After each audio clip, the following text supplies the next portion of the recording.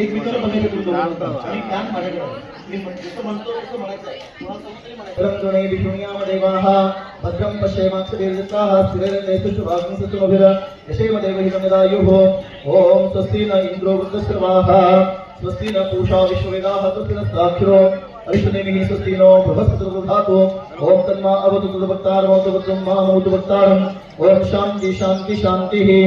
आता पहिलं वचन वधूने घ्यायचं आहे।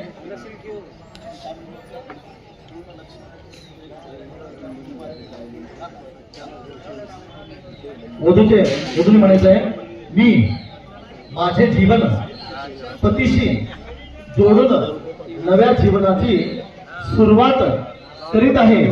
मी खऱ्या अर्थाने त्यांची अर्धांगिनी बनून राहीन।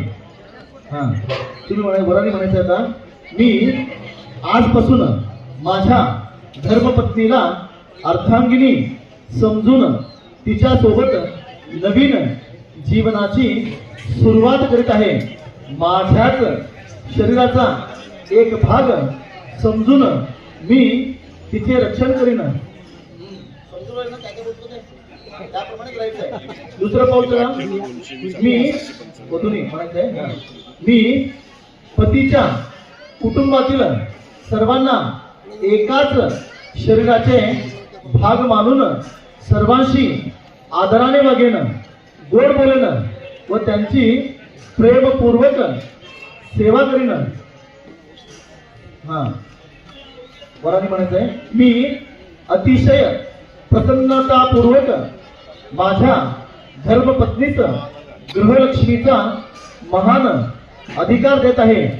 जीवनात महत्वाचे निर्णय घेताना मी तिच्या मतांचा अवश्य विचार करीन।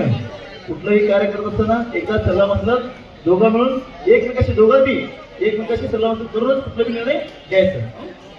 तिसरा वधूने म्हणायचंय, मी आळस सोडून परिश्रमाने गृहकार्य करीन, पतीची प्रगती व जीवन विकास यासाठी पूर्ण मदत करीन।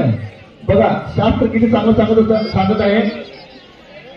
वधू माहेरी कसं असते तर एकदम ऐश्वर्यवान असते, तिथं वराच्या म्हणजे सासरी गेल्यानंतर त्याला सगळं पूर्ण आधी म्हणजे सगळं कार्य त्याला करावं लागत आहे, जबाबदारी घेऊन करावं लागत आहे। म्हणून आळस सोडून सगळं कार्य करेन असं सांगितलेलं आहे।